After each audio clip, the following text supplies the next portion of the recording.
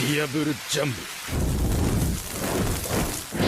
Yo les bros, c'est Goji, j'espère que vous allez bien. On se retrouve aujourd'hui pour la review du chapitre 940 de One Piece, chapitre qui était très long, qui avait pas mal de pages, donc il était bien dense, bien complet en infos, c'est ça qu'on aime, et donc ça annonce en plus des trucs encore de ouf pour la suite. Plus que 4 chapitres avant que le 944, je me demande quelle théorie se réalisera ou se réalisera pas. Ça se trouve le chapitre 944 sera un pur plat, en fait, les gens vont s'attendre à quelque chose. Je me suis attendu à des choses, pour finalement peut-être rien.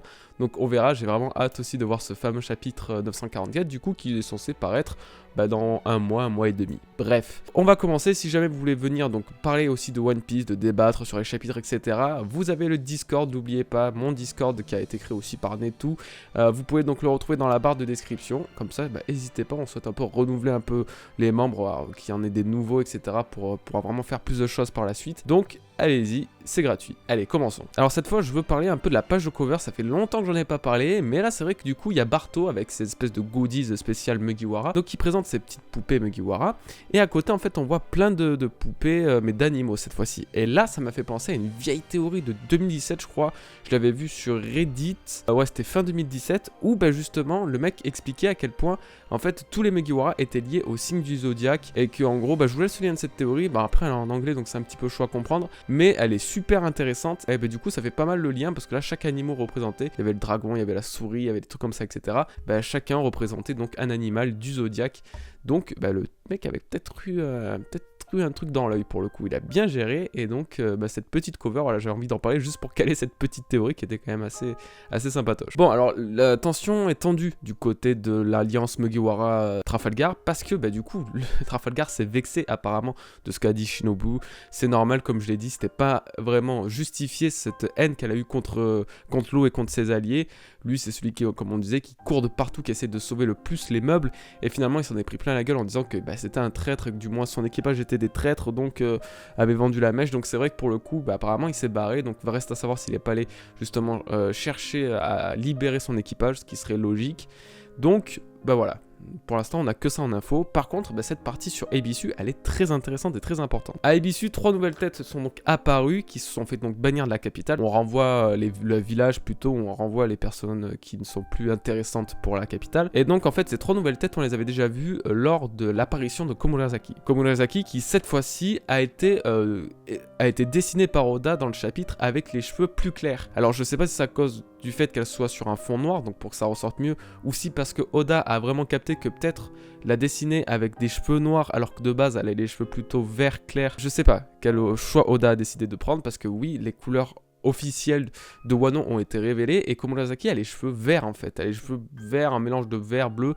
Bref, c'est assez intriguant qu'elle ait une couleur si claire, et pourtant dans le manga que son ancrage, en fait sa couleur soit noire, ça va pas du tout en fait. C'est comme si Nami actuellement elle avait les cheveux noirs dans le manga, alors que finalement elle les a orange dans les couleurs officielles. Donc je sais pas si Oda a décidé de faire ce petit changement de ce côté là, ou si en fait ça représente simplement le fait que Komurasaki soit représentée avec les cheveux plus clairs parce qu'elle était sur fond noir. Donc je sais pas, j'avais juste envie d'en parler pour ceux qui ne savaient pas que justement les couleurs officielles avaient été révélées. Bref, du coup on en apprend beaucoup plus sur Yasu, Tono Yasu, qui se révèle en réalité être le papa d'Otoko.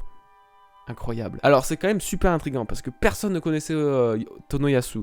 Quand il parlait à Shinobu, quand il parlait à Kanjuro, il leur parlait d'une manière très familière, et apparemment ces deux-là ne le connaissaient pas. Et c'est vraiment bizarre, parce que vraiment quand on l'a vu pour la première fois parler de ça, moi je me suis dit bon ok, en fait le mec, ça se trouve c'est pas un four rouge mais c'est un allié d'Oden, il y a quelque chose derrière ça. Là il se trouve que non, il ne le connaissait pas. Par contre du coup on apprend effectivement ce lien avec Otoko, car elle a été apparemment vendue à la capitale, et c'est l'argent qu'elle reçoit à la capitale en étant donc Kamuro de Komurasaki, c'est-à-dire en gros servante de l'Oiran. Cet argent qu'elle reçoit en fait elle le donne directement à son père, et son père lui réutilise cet argent, ne le garde pas pour lui mais réutilise pour sauver le village. Donc est-ce que finalement Tono Yasu serait pas le Ushimitsu du village? Est-ce que c'est pas lui qui viendrait en fait tous les soirs donner de l'argent au village? Parce que ce type il doit avoir des compétences. Faut pas croire, surtout qu'il y a une page où ça s'est en fait arrêté sur lui qui était très révélatrice, allant même à ce que Oda le compare, utilise le kanji de Bouddha pour le comparer en disant que c'était la bonté incarnée. Donc c'était vraiment, ce personnage il cache un truc, et je pense qu'il va avoir vraiment forcément un lien très important, ou du moins il va avoir une place de choix et révélatrice et puis même voilà, en fait je pense qu'à un moment il y a moyen que Tonoyasu change tout. Après ça fait un petit peu aussi penser au père de Chiffon sur Whole Cake Island, de Chiffon et de Lola. À un moment il s'est donc sacrifié pour sauver les Mugiwara en quelque sorte. Et peut-être Tonoyasu, ce sera la même chose, il va se sacrifier pour les sauver, ou du moins pour sauver Otoko. Est-ce qu'Otoko réussira à le revoir avant qu'il meure? Est-ce qu'il va réellement mourir? Bref, il y a beaucoup de questions comme ça. Mais c'est vrai que, bon, du coup, Tonoyasu, je pense qu'il révèle encore pas mal de bonnes choses. Est-ce qu'il est encore frère du shogun? Je ne sais pas. Il pourrait y avoir un lien intéressant à faire avec Otoko, qui s'est elle-même moquée du shogun. Reste à voir. Mais en tout cas, beaucoup de trucs. Cette partie sur Tonoyasu m'a paru très intéressante. Et du coup, on a vu une autre personnalité de lui qui est devenue de suite plus agréable. Plutôt, en fait, on a plus moi j'ai plus ce sentiment où ce mec m'exaspérait, me foutait la gerbe en gros. Là, vraiment, il m'a semblé bon. Donc, ouais. Reste à voir ce que ça va donner. On passe désormais du coup à la scène de la prison. Ah, il s'en passe des choses à la prison. Alors on peut désormais mettre un nom au haki de Wano Kuni. Sur donc Skypiea ça s'appelle le mantra. Et sur Wano Kuni ça s'appelle le Ryu. Le Ryuo. Voilà. En fait, ça représente en gros le flux d'énergie qui coule dans une personne, etc. Bref, c'est une belle symbolique assez douce d'ailleurs. Et Luffy galère encore à l'apprendre, tandis que Yogoro à côté essaye de lui enseigner. Donc ça va prendre, je pense, quelques temps, mais ça va forcément arriver à un moment ou l'autre. Et donc c'est le premier moment de repos pour Luffy, la première fin de journée en fait. Donc lui et Yogoro sont toujours sur le ring et ne peuvent pas bouger tant que du coup finalement ils ont pas fini en fait, ils ont pas battu tout le monde limite. Bref, Yogoro donc commence à lui parler un peu plus, il commence à y avoir une partie entre eux où ils se donnent des informations, ils se parlent avec un peu plus d'intérêt plutôt que parler de combat. J'ai beaucoup aimé la façon dont Luffy a utilisé son haki pour justement assommer tous les gardes pour parler plus sainement avec Papy, parce que la façon dont Luffy utilise le haki des rois, maintenant j'ai l'impression qu'il arrive beaucoup mieux à le gérer, c'est-à-dire à cibler les personnes, et en fait c'est plus vraiment un flot d'énergie qu'il libère comme ça autour de lui. Ça a l'air plus l'être, ça se rapproche, j'ai l'impression, du haki des rois de Rayleigh qu'on a pu voir sur l'archipel de Sabaody, où vraiment, quand il assommait des personnes, il ciblait ces personnes. Et là, ça me semble être un peu la même chose pour Luffy. Voilà, c'est moins la grosse onde de choc, l'impulsion qui met tout le monde KO autour. Non, là, ça avait l'air d'être plus sec, en fait, on va dire. Donc c'est en commençant à expliquer le but de sa venue sur Wano et en expliquant un peu le concept aussi des Yonko à Yogoro que du coup, Raizo apparaît de n'importe où, puisque c'est du beat de Caribou. Et du coup, concernant les clés des menottes que Raizo avait en trop, on apprend finalement que c'était bien celle de Caribou. Donc ça, j'en avais parlé dans une review, ça faisait partie de ma théorie principale en disant que oui, effectivement, les clés qu'avait en trop Raizo, ça pouvait être que celle de Caribou au final, qui est assez le personnage qui pouvait être assez important dans la prison. Donc voilà, il s'avère que c'est bien ça. Et justement, en parlant de Caribou, on a eu droit à une petite scène what the fuck entre Luffy et lui, où justement Luffy s'est mis à faire totalement confiance à Caribou. Alors d'un côté, cette scène m'a marqué parce que je me suis dit, mais normalement, Luffy est censé sentir ou reconnaître les véritables intentions des gens.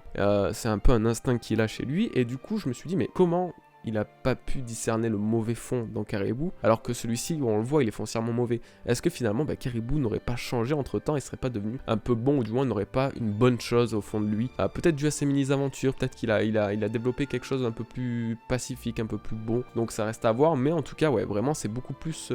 Cette scène m'a interrogé, parce que je me suis dit, Caribou, il va sans doute lui aussi avoir sa place importante au sein de l'arc, et il est peut-être pas si mauvais que ça au final. Bref, c'est à ce moment-là qu'on a droit à une scène particulièrement badass, puisque Yogoro nous explique en fait que la prison entière n'est pas une prison simple. Les prisonniers ne sont pas des prisonniers simples, ce sont des personnes qui se sont rebellées en fait contre le gouvernement d'Orochi et donc sont incarcérés pour ça. C'est pas à cause des vols, à cause du meurtre ou quoi.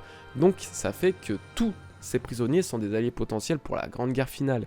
Et donc le concept de Yogoro, c'est que lui, étant donné qu'il était le boss des Yakuza, il puisse libérer tous les sous-boss de Yakuza de Wano qui sont eux-mêmes présents dans cette prison, puisqu'ils portaient en fait tous une admiration en gros et un soutien sans faille aux Kozuki. C'est de cette façon qu'ils se sont rebellés contre Orochi. Bref, du coup, tous les personnages dans la prison sont au final des gens qu'on pourra exploiter pour la bataille finale, et du coup cette bataille finale justement risque d'être encore plus grosse que prévu, en comptant des dizaines et des dizaines de milliers de personnes et non pas moins de 10 000 comme on a pu le croire auparavant. Donc ouais, là pour le coup ça m'a hypé la bataille genre de fou. En parlant de hype, justement Kawamatsu est toujours authentisé. Reizu parle toujours de le libérer, mais ça fait par exemple 10 chapitres qu'il est là et qu'on attend. Ça serait cool que Kawamatsu puisse sortir un moment, qu'on puisse voir à quoi il ressemble, qu'on puisse connaître un peu sa véritable force, quoi. Parce que j'ai l'impression que la façon dont il est utilisé, ça a l'air d'être un des plus puissants, vraiment, vassaux de Oden. De tout ce qui est four rouge, etc. Donc voilà, j'aimerais bien savoir si c'est une hypothèse qui se valide, en découvrant sa véritable puissance. Bref, avec tout ça, Luffy, lui, veut exploser la prison, et ça tombe bien, puisque devinez qui arrive enfin, après moult jours de traversée de Wano, Big Mom. Elle arrive enfin sur son petit requin crocodile, comme ça, et donc elle arrive enfin aux portes de la prison, ou du moins elle n'en est pas loin, et là, c'est la fin. Et donc au prochain chapitre, on aura peut-être le dénouement de tout ça. Là, plusieurs choix s'offrent à nous. Est-ce que Big Mom va-t-elle voir Luffy? Si elle voit Luffy, est-ce que ça risque pas de réveiller en elle de certains souvenirs et du coup peut-être lui faire reprendre conscience parce que Luffy a quand même marqué son esprit? Est-ce que du coup Luffy va réussir à s'échapper avant? Est-ce que Luffy et Lilin vont pas par exemple s'allier? Parce qu'au final ils sont assez pareils les deux personnages. Faut pas croire quand Charlotte Lilin est vraiment comme elle est normalement, je veux dire comme elle était quand elle était gamine. Quand elle a pas cette graine de mauvais en elle, elle est adorable, elle ressemble vraiment à Luffy, elle est autant gentille, autant candide et autant simplette en fait. Et ils se ressemblent énormément les deux. Et donc je me dis que peut-être dans cet état-là, elle et Luffy, ça pourrait bien coller. Donc il pourrait y avoir donc cette fameuse alliance. Donc voilà, en tout cas je pense que c'est quasiment sûr que ce soit elle qui sera à l'origine de cette destruction. Même si du coup, il faut voir comment ça risque de se dérouler. Et du coup, c'est déjà la fin de cette review. Le chapitre était quand même bien dense. Hein. Il y a pas mal de trucs que je n'ai pas détaillés volontairement parce qu'il y a aussi, c'était des détails qui n'ont pas tant d'importance. Il faudrait faire vraiment une grosse review détaillée là-dessus. Mais je pense que ça prendrait plusieurs dizaines de minutes. Mais en tout cas, voilà. Bon, du coup, les bros, j'espère que ça vous aura quand même plu.